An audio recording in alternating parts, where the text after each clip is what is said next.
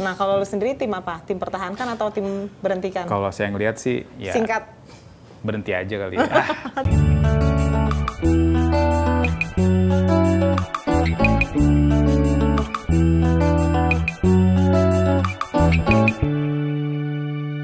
Oke, nah ini yang tadi lu bilang nih, kita bakal bahas bola. Tapi terkait kalah. Jadi mau bahas apa lagi setelah kalah? Kita mau cari tahu diri. bahwa ternyata sepak bola kita ini sebenarnya Fit punya potensi yang besar. Sebenarnya punya potensi yang besar, punya sumber daya yang besar. Tapi kita juga pengen tahu setelah kekalahan ini next-nya apa yang akan dilakukan oleh Jangan timnas berlarut-larut dalam kekalahan oleh tim internalnya. Dan termasuk pelatihnya. Itu dia. Dan untuk membahas ini nih, kita sudah kedatangan memiliki tamu yang juga sering muncul. Ngomongin tentang bola, orang ini adalah orang yang pertama dicari tahu oleh Indonesia, tim-tim besar, pelatih-pelatih bahkan menelpon beliau untuk mencari tahu gimana nih strategi selanjutnya. Kita langsung panggilkan saja Mas Ramdhani Bur. Mas Bur. Mas Bur. Silakan. Ini yang biasanya sama kita juga nih. Lagi main-main ke kosan dia. Sepak bola Indonesia tidak akan menjadi lebih baik ketika diomongin di Okezone tanpa adanya Mas Bur. Iya, betul. Harapannya ini dia sepak bola nih. Indonesia membaik lah ya. Pedoman bola kita nih. Setelah terpuruk nih beberapa. Editor bola kita nih, Okezoners. Kalau mau nanya-nanya silakan. Betul. Komen. Mau di kolom komen mau nanya tentang apapun seputar bola, Mas Bur bisa. Mau bola timnas itu benar.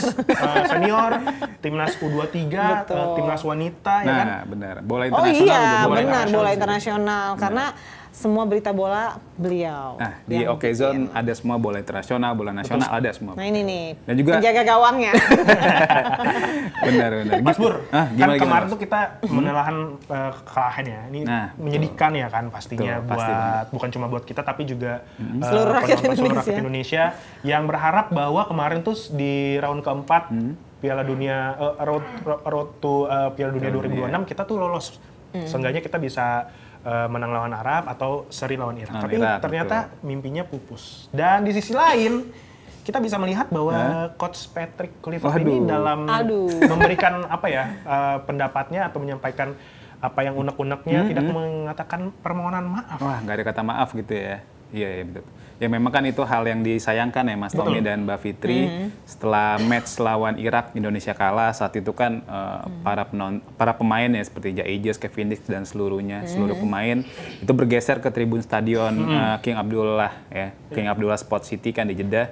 Mereka mengucapkan permintaan maaf lah ke supporter yang ada karena tentunya hasilnya kan nggak sesuai harapan karena secara materi pemain Indonesia yang nggak kalah lah ketimbang Arab dan Irak karena mayoritas pemain kita kan main di Eropa dan terlebih juga main di liga-liga top ya, ada Jaijaz, Sassuolo, Kevin Dix di Gladbach dan Liga 1 ya. Benar, tapi ironisnya di saat bersamaan juga Patrick Kluivert dan juga tim kepelatihannya nih yang kata salah satu ex-ketua PSSI disebut tim kepelatihan terbaik. Tim pelatihan terbaik yang pernah dimiliki Indonesia itu nggak ada gerakan lah untuk mendekat ke tribun stadion untuk meminta maaf kepada para supporter. Tapi memang seperlu itu seorang pelatih untuk maksudnya itu suatu kewajiban atau sebenarnya pilihan dia sendiri terserah gitu. Ya sebenarnya sih ya dalam norma. kondisi ya itu bisa norma. Maksudnya dalam kondisi seperti saat ini ketika target yang ditetapkan gagal terrealisasi nggak ada salahnya. Paling nggak mendekatlah ke arah supporter kan. Ke podium, ke arah penonton untuk memohon maaf. Untuk mohon maaf. Karena kan beberapa pelatih Indonesia juga sempat melakukan hal yang sama kan ketika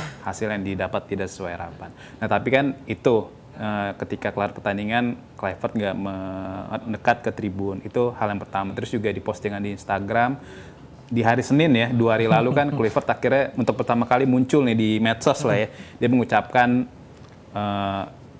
merasa kecewa, terus juga mengucapkan terima kasih pada supporter yang sudah memberi dukungan. Nah, saat itu juga di postingan itu lagi-lagi nggak ada kata maaf. Benar. Itu kan beda sama Pak Erick Thohir kan.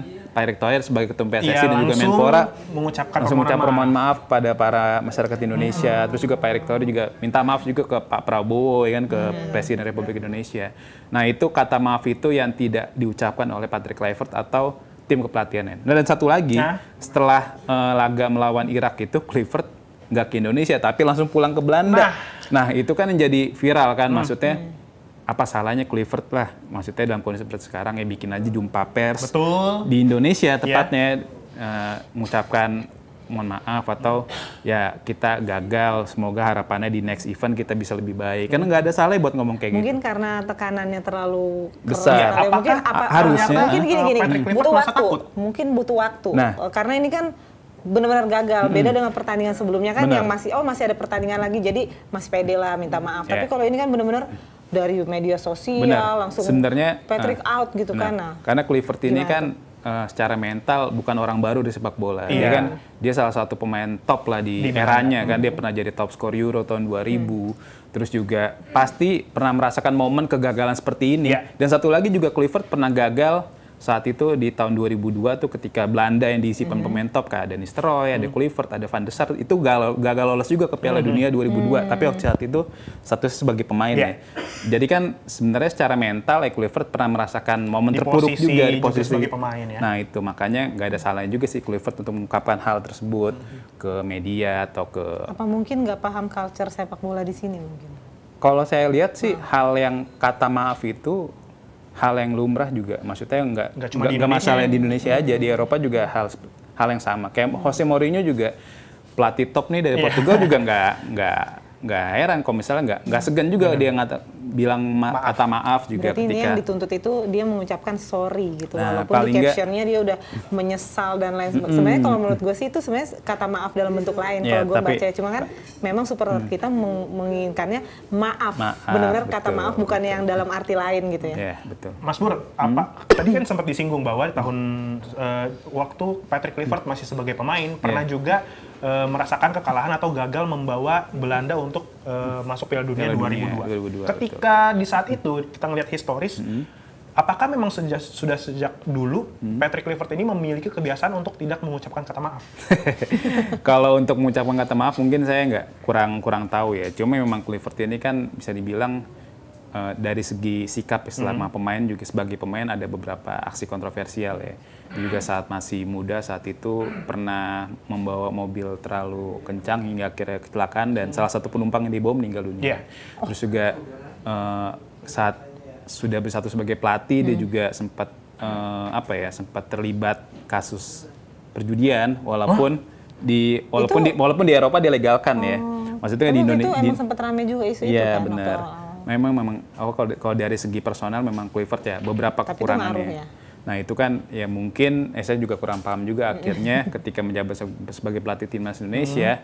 Nah hal-hal ini kan yang awalnya juga ditakutkan oleh netizen ya ketika Kluivert ditunjuk menggantikan Sintayong tuh. Ini menjadi hal yang matters untuk publik Indonesia. Benar, track recordnya memang kurang bagus. Itu dari segi personal, terus juga dari segi prestasi juga kan dia gak ada track record bagus nih sebagai pelatih kan.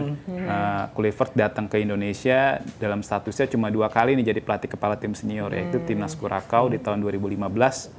Terus juga ada Adana Demirspor di tahun 2023. Jadi makanya pengalaman yang minim ini juga akhirnya kan kelihatan ketika lawan Arab Saudi kan Indonesia kayak aneh banget mainnya kan. Ada beberapa pemain yang harusnya nggak ditempatkan di posisinya akhirnya dimainkan kayak Yakub Sayuri dimainkan sebagai fullback kanan padahal di Malut dia lagi on fire banget jadi winger kiri. Tapi kenapa ya dengan banyak track record kayak gitu tetap dipilih? Waktu itu apa sih pertimbangan? Kalau Pak Erick Thohir sih, kalau Pak Erick Thohir bilangnya ke dalam press konferensi perkenalan Kluivert dia bilangnya kenapa Kluivert dipilih karena dia satu-satunya pelatih yang datang di hari Natal untuk interview dengan Erick Thohir. Aneh nggak sih? Bukan alasan teknis ya. Hanya karena ya lu komitmen kepribadian yang dipilih ya. Nah itu dia. Mungkin attitude. Kalau Pak Eteng lihatnya bener. Keseriusan mungkin ya. Karena bocorannya sebenarnya ada 3 kandidat pelatih saat itu yang didekati oleh PSSI. Pertama ada Frank de Boer, terus juga ada Giovanni Van Bronckhorst, satu lagi Kluivert. Cuma yang datang dia doang. Cuma kalau waktu itu lo yang datang bisa jadi. Nah, hanya berdasarkan dia doang. Tapi nggak bisa dibilang bahwa saat itu tapi yakin itu dipilih karena attitude. Karena ketika kalah attitude-nya berubah. Itu dia 180 makanya. Bukan attitude karena datang aja. Jadi kayak lu menghargai undangan gue, jadi gue menghargai lu gitu kan. Betul. Apalagi kan interview itu diadakan bukan di Belanda ya, tapi di Inggris kalau nggak salah.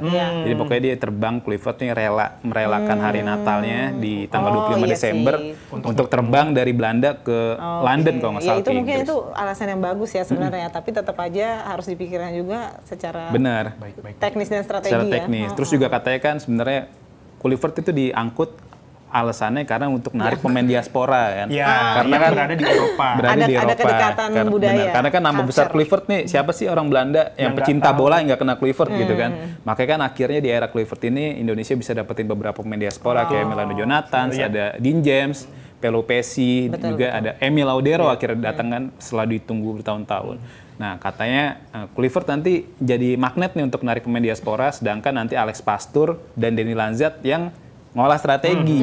Nah cuma kalau yang saya lihat memang di era kepelatihan Kluivert ini strategi kalau saya lihat kayaknya tetap Kluivert juga yang megang. Kenapa saya mikir gitu? Karena formasi yang dipakai itu 4-2-3-1. Nah 4-2-3-1 itu Kluivert banget. Beda sama Alex Pastoor yang di Almere City atau klub-klub sebelumnya identik dengan pola 3 back. Nah tapi kan menarik mengangkat tadi ada nama Alex Pastoor yang digadang-gadang bisa menjadi calon pengganti dari Patrick Kluivert apabila Patrick Kluivert entah pertama kontraknya diselesaikan atau mungkin dia dengan berbagai pertimbangan setelah pulang ke Belanda ngobrol sama teman-temannya mau healing dulu. Patrick kayaknya mending lu balik ke Belanda deh. Akhirnya dia datang ke Indonesia, mohon pada Pak Erik, saya pamit, saya gagal melatih timnas Indonesia. Itu dia. Itu ekspektasi lo ya. Ini nama yang tepat dipilih ketika Patrick Kluivert cabut. Karena maksudnya kan kita sudah mendatangkan pemain diaspora dari Eropa, terus tim-tim kepelatihan juga dari Belanda juga. Apakah ini menjadi satu nama yang cocok dipertimbangkan oleh Erick Thohir ketika Eropa Patrick lagi Kluivert out? Kalau saya yang lihat sih Kluivert mungkin kalau untuk mundur agak berat karena dia kalau mundur nggak dapat duit nih. Iya. Ngomong-ngomong kontraknya Patrick Kluivert sampai kapan Mas? Sampai 2027 berarti kan itu kalau dikontrak dari 2025 berarti kontrak 2 tahun. Berarti masih ada AFF ya. Masih ada AFF dan juga Piala Asia. Jadi kalau saya hitung tuh ini saya acuannya ke gaji dia pas ngelatih klub Turki ya. Saat itu dia dapat gaji 2,3 miliar per bulan. Wow. Berarti kalau sisa kontrak sekitar 14 bulan, berarti 2,3 kali 14 berarti sekitar 37 miliar. Kalau nanti PSSI akhirnya mecat Kluivert. Nah, uniknya kalau misal Kluivert dipecat, otomatis PSSI harus bayar 2 kompensasi pelatih. Sama Sintayong. Jadi saat ini sebenarnya PSSI masih nyicil nih kompensasi Sintayong. Jadi pokoknya ada 2 pelatih. Atau di switch diganti. Kan masih bayar. Benar, bisa jadi. Nah, tapi si Sintayong beberapa hari yang lalu juga ngebantah kalau dia bakal balik ke Indonesia ya. Itu diwawancara pelatih. Walaupun dengar-dengar katanya Coach Sintayong juga katanya habis sebelumnya kan dipercaya untuk melatih Ulsan. Terus tiba-tiba beberapa waktu yang lalu tidak lagi melatih Ulsan. Apakah ini menjadi magnet untuk bagi para netizen untuk udah balikin aja Sintayong? Betul. Kalau netizen kan kita juga masih bayar kompensasi. Kalau netizen sih banyak juga, tapi pro kontra ya. Ada netizen yang mendukung Sintayong balik, tapi juga ada yang lihat ya udahlah cari yang lain. Kalau misalnya memang PSSI tetap kekeh melatih pelatih Belanda, apalagi kan direktur tekniknya kan orang Belanda tuh si Alexander Zwiers, yang nggak ada salahnya juga tetap datangin pelatih Belanda, cuma punya yang berkualitas maksudnya. Alex Pastoor juga nggak masalah. Kalau nggak Alex Pastoor bisa datengin Bert van Marwijk juga bisa nih. Bert van Marwijk ini pelatih yang bawa Belanda lolos ke final Piala Dunia 2010. Satu lagi dia juga punya pengalaman di Asia, dia pernah ngelatih Arab Saudi, pernah ngelatih Uni Emirat Arab, terus juga pernah ngelatih Australia. Terus satu lagi nih di salah satu akun bola nih pagi ini saya lihat ada salah satu akun bola nge-DM pelatih Uzbekistan yang pelatih yang bawa Uzbekistan lolos ke Piala Dunia 2026. Ada namanya Timur Kapadze. Dia diminta, coach mau nggak ngelatih Indonesia gitu. Ini tapi netizen yang netizen nge-DM dan dia ngasih emot jempol. Nah ini nih makanya. Berarti netizennya udah pengen minta ganti ya. Jadi benar Timur Kapadze ini nih memang sempat punya ada masalah kesehatan, akhirnya dia ngundurin diri dari pelatih kepala, akhirnya Fabio Cannavaro yang masuk kan. Nah sekarang si posisi Timur Kapadze itu sebagai asisten pelatih timnas Uzbekistan. Itu sih pokoknya siapapun pelatihnya ya kita dukung ya nantinya. Ya harapannya punya kualitas, punya track record bagus. Kita dukung kalau menang, kalau kalah ganti lagi. Bener.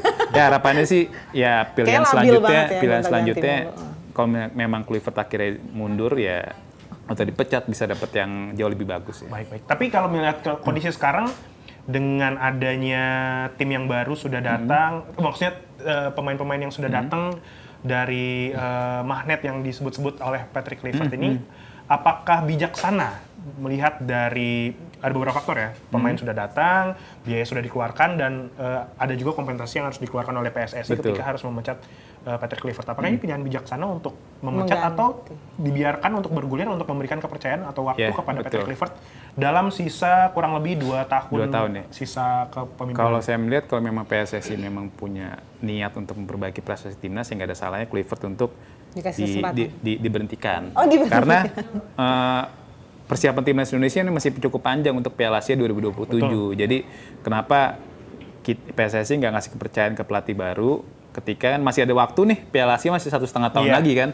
Ya udah, nih pelatih baru ini nanti menggodok timnas supaya kita punya prestasi oke di Piala Asia 2027 dan juga bisa unjuk gigi nanti di kualifikasi Piala Dunia 2030. Baik, dan yang pasti kita tunggu adalah kapan Patrick Kluivert akan tercerahkan untuk minta maaf ya. Itu dia. Yang ditunggu-tunggu oleh netizen Indonesia. Hanya 4 kata.